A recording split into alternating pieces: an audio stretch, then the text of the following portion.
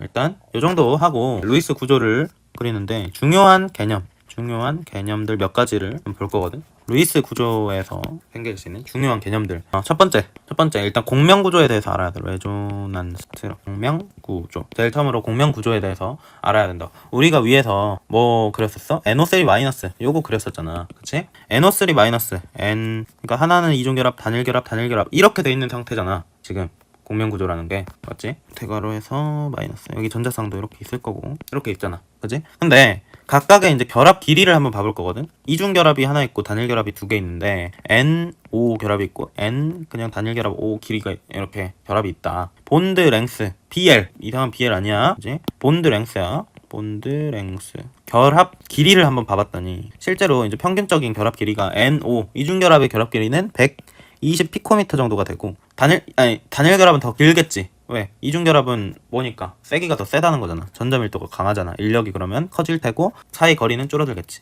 그래서 단일결합이 더 결합 길이가 길어. 평균적으로 140 피코미터 정도 된단 말이야. 그지? 우리가 이게 우리가 알던 문헌 값이었는데 실제 이 분자를 측정을 해보니까 이 분자의 결합 길이를 측정을 해본 거야. NO3-의 결합 길이 측정을 해봤더니 값이 몇이 나오더라? 124 피코미터. 이렇게 나오더라는 거야.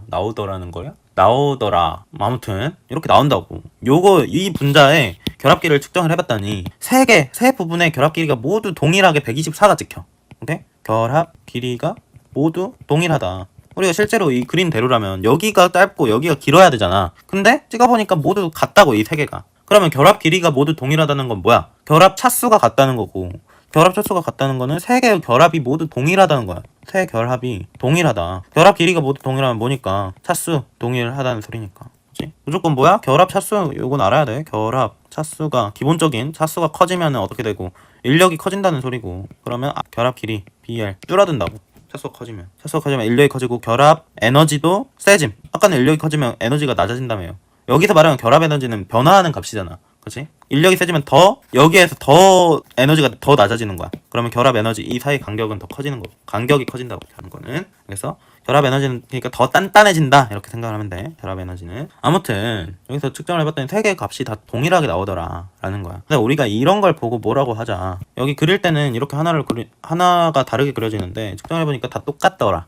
그치? 그 구조를 우리가 레조난스 스트럭처라고 부르는 거야. 공명 구조. 오케이? 공명 구조는 뭐냐면 얘네가 우리가 아래에서 그릴 거거든. 공명 구조를. 세 결합이 모두 동일한 구조를 갖는. 그러니까 얘는 여기서 조심해야 될 게 분자 한 개의 구조를 표현한다는 거야. 그러니까 일단 그려보자. NO3에 대한 공명 구조가 어떻게 나타나냐면, 우리가 공명 구조를 그린다라고 하는 게 일단 요거에 이런 분자가 있을 테고 얘가 A라고 하자. 근데 지금 위치가 요거 세 개가 다 다른 산소잖아.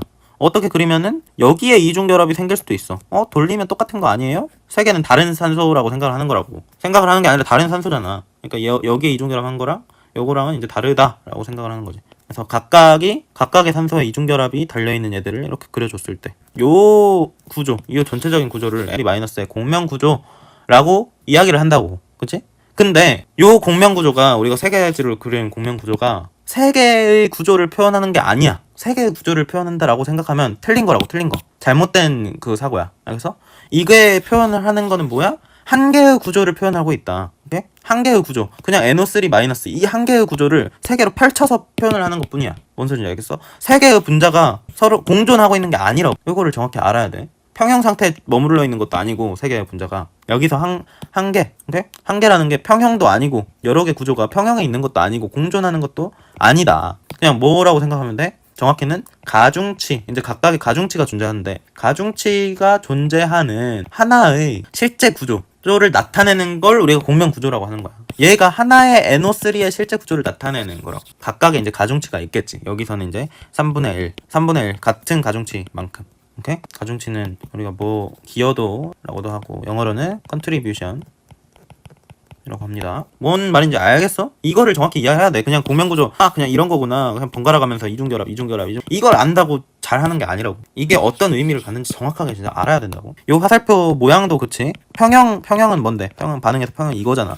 평형이 아니야? 오케이? 모양도 딱 반듯한 직선으로 그려야 돼. 또 요렇게 그거 아님. 이것도 이제 규칙 중에 하나인데, 별로 중요하지 않고 화살표 모양도 다르잖아. 세 개가 공존하고 있는 게 아니라고. 이 세 개가 그냥 하나의 구조를 나타내기 위해서 이렇게 세 개로 그려주는 거라고. 각각은 이제 어느 정도의 기여도를 가지고 있는 거고. 알겠지? 정확히 이해하면 되고. 그러면 여기서 봤을 때 아니 이게 한 가지 구조를 나타낸다 했잖아. 근데 요 전자쌍 같은 경우는 우리가 비공유 전자쌍 다 표현을 해보면 띵띵 띠딩 띠딩 띠딩 띠딩 띠딩 띠딩 띠딩 빵빵빵 빵빵 빵빵빵 이렇게 되는데 전자가 막 이동을 하지. 어떤 하나의 구조를 표현한다 했는데 전자가 계속 이동을 하고 있어. 여기 있던 전자가 또 여기로 오고 또 이 전자는 어디로 갔어? 여기로 왔지. 전자가 분자 내에서 이동을 하는 거 아니에요? 이건 다른 분자 아니에요?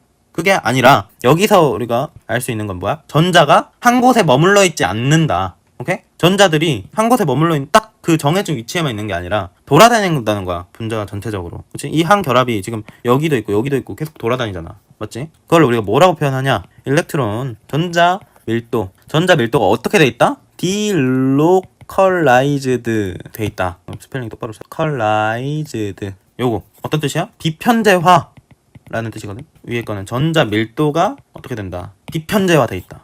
비편제화가 뭔데요? 자, 딱 어떤 사람이 있어. 이 사람이 움직일 수 있는 공간이 딱 정해져 있다. 너는 여기에만 딱 머물러 있어 라고 하는 걸 뭐라 하냐? 얘는 편제화라고 불러. 편제화. 얘가 머무를 수 있는 공간이 딱 정해져 있는 거야. 편제화 됐다는 건 뭐야? 머물러 있다. 그지? 그리고 이동 범위가 정해져 있다. 멈춰 있다. 이런 거랑 똑같은 거라고. 편제화는 로컬라이즈드. 로컬이 뭐야? 지역이지, 지역. 그러니까 로컬라이즈드, 뭔가 지역화가 돼 있다. 뭔가 딱 여기, 너는 딱 이 정도 할당을 받은 거야. 근데 이게 아니라 이제 울타리를 깨 부쉈어. 여기 울타리가 있었는데. 요거 사람이라고 하면 너무 잔인한가? 동물이라 해도 잔인한가? 동물 안에 뭐 윤리적인 그런 게 있잖아. 그냥 모르겠고. 돼지라 해보죠, 돼지. 돼지 우리에다가 돼지를 가둬놨는데 얘를 자연으로 탁 방생을 시킨 거야. 그지? 돼지가 이제 꿀꿀 하면서 이제 다른 풀들을 이제 먹으러 뿅 나간단 말이야. 그런 상태를 뭐라고 해? 그냥 자유롭게 프리 어디든지 이동할 수 있는 상태. 요거를 우리가 비편제화돼 있다. 편제화라는 게 갇혀 있다 이런 거잖아. 근데 비편제화. 중요한 단어야. 화학에서 진짜 중요한 단어야. 디로컬라이즈드. 얘는 이동 범위가 정해져 있지 않다. 그러니까 자유롭다. 이런 개념이라고. 그러니까 전자 밀도가 비편제화돼 있다는 말은 어떤 소리냐면 여기서도 이게 다 전자잖아. 지금은 선으로 표현을 했지만 이 전자가 지금 계속 얘에선 여기 있고 여기에선 여기 있고 여기선 여기 있잖아. 그지? 그러니까 이게 하나의 실제 구조를 나타낸다 했는데 실제로는 어떻게 되는 거야? 실제로는 이렇게 돼 있고 전자가 밀도가 이런 식으로 세 군데 동시에 퍼져 있는 거야. 이렇게.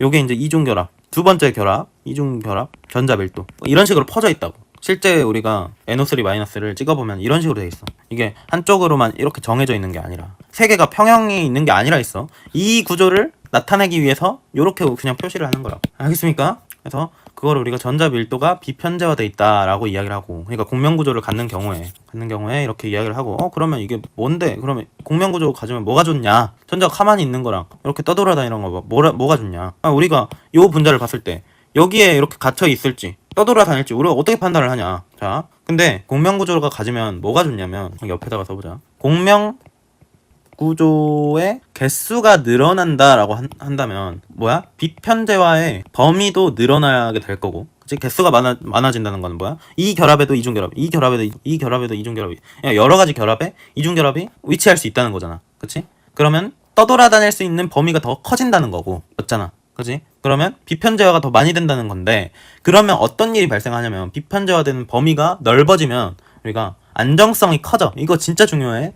진짜 중요해. 안정성이 커지고 에너지는 자동으로 낮아진다 이렇게 생각을 해야 돼. 아래다가 하자. 이건 진짜 중요한 내용.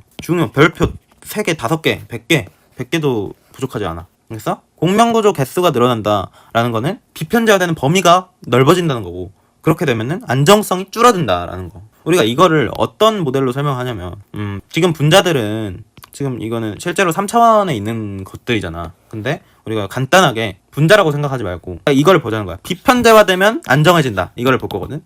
자, 전자가 존재할 수 있는 범위가 넓어지면 안정해진다. 자, 1차원 상자 모델을 가져와서 이제 보는 거야. 1차원 상자가 이렇게 있는데 여기 이제 전자가 뿅 하나가 들어가 있어. 우리 양자역학에서 이거의 에너지가 어떻게 된다고 배웠어? 에너지는 1차원 상자 속에서 전자 에너지 8ml 제곱분의 n제곱 h제곱 이렇게 배웠잖아. 구하는 것도 했었고, 그치? 파티클 이너 박스 1차원. 그지? 여기서 이렇게 됐었는데, 자, 요 길이가 뭐야? L이지, L. L이 커지면은 어떻게 되는 거야? 이 전자의 에너지는 줄어드는 거야. L하고 반비례하는 관계라고. 그러니까 전자가 존재할 수 있는 범위가 넓어지면 어떻게 된다? 이 전자의 에너지는 낮아진다. 오케이? 이게 양자역학적으로 이 모델에서 이제 표현이 된다는 거지. 이 모델을 그대로 어디에다가 적용을 시키면 분자에다가 적용을 시키면 2차원이랑 3차원에서도 형태는 똑같았잖아. 이제 LX, LY 여러 가지가 생길 수 있지만 써줘야 돼. H제곱, LX제곱, NX제곱 이렇게 됐었잖아. 이 제곱 차원이 넓어지면, 그지? 똑같이 공간이 넓어지면 에너지가 낮아지는 것 같다고. 그러니까 이 공간에, 지금 이 공간에 전자가 뿅 하고 들어있을 때 이 전자가 위치할 수 있는 범위가 넓어지면 어떻게 된다? 에너지는 낮아진다는 거야. 에너지 낮아지고 안정성은 증가한다. 이게 진짜 말도 안 되게 중요해. 그래서 우리가 NO3 같은 게 있으면 그냥 실제로 이중결합 단일 이 상태보다 뭐가 더 안정하다는 거야?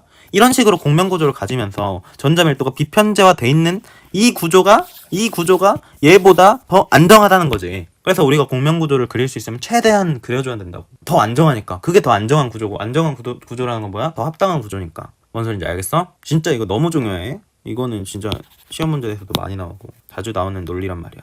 오케이? 꼭 알아야 된다. 그리고 공명 구조에서 결합 차수, 결합 차수를 구하라고 하는 경우가 많아. 어떻게 구하나 한번 이야기를 해보자. 결합 차수. 오케이? 일단은 제일 쉬운 경우가 위에처럼 우리가 NO3-처럼 이런 구조가 있을 때 요 차수가 세 가지 결합이 동일하다 했는데 각각의 차수가 몇 차입니까? 물어보면 뭐라 할 거야? 그치? 2차랑 1차랑 섞여 있다 할 거야? 그게 아니라 정량적으로 우리가 표시를 해줘야 된다고. 오케이? 위에처럼 기여도가 같을 때 위에서 기여도가 같은 경우에는 세 개가 다 대칭적이기 때문이야. 이거랑 실질적으로 똑같은, 그러니까 회전했을 때 같은 모양이잖아. 그러니까 기여도가 같겠지. 그러니까 존재하는 비율이, 그렇게 말했을 때, 그러니까 위에서 표현을 한 뭐가 같을 때 B랑 C가 같다라고 한다면 어떻게 구하면 되냐? 같을 때는 이거는 되게 쉽거든. 결합의 총 개수를 뭘로 나눠주면 돼? 주변 원자수 이렇게 나눠주면 돼. 그러니까 지금 여기서는 결합 4개를 1, 2, 3, 4 결합 4개를 주변 원자 3개가 지금 나눠 갖는 상황이잖아. 하나 결합이 3가지에 퍼져 있는 상태니까, 여기 3개 퍼져 있는 상태니까. 그래서 나눠주면 된다고. 그냥 주변 원자 3개가 몇 개를 나눠 갖는가? 결합 4개를 나눠 갖는다. NO3-의 경우에는 결합 차수가 몇이다? 3분의 4다. 알겠어? 됐고, 그러면 기여도 같으면 이런 경우는 이제 알겠어. 아까 같은 SO3 요런 것도 마찬가지지. 요게 이제 최종이라 했잖아. 결합 몇 개? 총 4개인데 주변 원자 3개. 3분의 4. 그러니까 각각이 3분의 4 차가 된다는 거지. 기여도가 다를 때 이거는 거의 안 나옴. 근데 왜? 복잡하니까. 기여도가 다를 때, 그러니까 예를 들어서 같은 이제 경우라고 한다면 O1, O2, O3 이렇게 이야기를 해보자. 여기가 1번 결합, 2번 결합, 3번 결합이라고 했을 때 각각의 차수가 여기서는 달라지겠지. 왜? 그러니까 공명구조 1번이 이중결합인 기여도랑 2번이 이중결합인 기여도 그 비율이랑 3번이 이중결합 비율이 다 다르다는 거야. 가정이야. 실제로 NO3만 다 똑같다 했어. 다르다면 각각의 차수는 달라질 수밖에 없겠지. 그치? 기여도가 큰 쪽이 만약에 얘가 한 3분의 2가 되고 6분의 1 이렇게 된다면 이쪽 결합의 이중결합이 그러니까 결합 차수가 더 높겠잖아. 얘랑 얘보다는. 맞지? 그걸 이제 계산을 해주자는 건데, 기여도가 우리가 1보다 작은 값, 즉 진짜 비율로 나타내는 거니까 일단 1번 결합의 결합 차수 어떻게 구할까? 1번 결합의 결합 차수. 그러니까 이중결합이 똑같이 위에서랑 똑같은 상황인데 A, B, C가 지금 다 다를 때 이야기를 한 거야. 지금 1번, 2번, 3번인데 A는 1번이 이중결합인 상황이야. 그치? 그러면 어떻게 하냐? E에다가 이제 2를 곱해줘. 그러니까 1번의 차수를 구하는 거니까 얘에 대한, 이 결합에 대한 차수를 구하는 거야. 그래서 2 곱하기 A에다가 B에 해당되는 몇 차? B는 1차. C에 해당되는 것도 몇 차? 1차. 세 개를 다 더하면 되겠고 2 곱하기 A 더하기 1 곱하기 B 더하기 1 곱하기 C 이렇게 구해주면 되겠고, 두 번째 결합에 대한 거는 1번 결합은 두 번째 결합이 여기지. B에 해당되는 건 1차, B에 해당되는 건 2차, C에 해당되는 건 1차니까 1 곱하기 2 곱하기 B 더하기 1 곱하기 C 이렇게 해주면 되고, 비유 세 번째는 1 곱하기 A 더하기 1 곱하기 B 더하기 2 곱하기 C. 그래서 세 가지 각각이 다르게 나오더라. A, B, C가 다르다면. 오케이? 이런 경우가 될 수도 있겠고, 또 자주 나오는 게 벤젠고리. 우리 알지? 여기는 지금 각 점이 C야. C 유기화학을 모르면은 낯설 수도 있는데 각 점이 C가 있고 H가 이제 하나씩 이렇게 연결이 돼 있는 거야. 그랬는데 얘가 공명구조가 어떻게 표현이 되냐면 여기 있는 결합이 지금 이렇게 한 칸씩 돌아가는 형태로, 그러니까 여기에 있는 지금 이중결합 전자가 6개의 탄소에 모두 골고루 분포가 된 상황이야. 그걸 이렇게 표현을 한단 말이야. 각 결합은 몇 차일까? 여기서는 일단 기여도는 여기서 같다고 생각을 하면 되지. 그냥 똑같이 다 나눠 갖는 거니까. 그치? 근데 일단 기본적으로 하나씩은 다 가지고 있고 요 세 개를 아니 세 개가 아니라 세 개? 결합이 6개지 지금. 원자수가 6개. 몇 개의 결합을 나눠 갖는 거야? 1, 2, 3, 4, 5, 6, 7, 8, 9, 9개의 결합을 나눠 갖는다. 그래서 한 개당 몇이 된다? 2분의 3이 된다. 비율가 1.5차. 한 개의 결합이 1.5차가 되는 거야 여기서. 이런 식으로 같은 논리로 그치? 계산을 해준 거지. 이게 뭐다? 공명구조다. 공명구조에 대해서 그래서 이 정도만 알면 됩니다. 중요한 게 뭐다? 가중치가 존재하는 이 개념을 확실하게 알아야 된다고. 이걸 모른다고 이거 아무리 잘 그려봤자 이걸 모르면 소용이 없어. 알겠지? 잘 알아두십시오. 됐고, 루이스 구조에서 중요한 개념들을 하나씩 보고 있는 거야. 두 번째 개념은 어떤 개념일까? 두 번째는 아까 루이스 구조 하면서도 이야기를 했던 형식 전화에 대해서 한번 보자. 포멀 차야지. 형식 전화.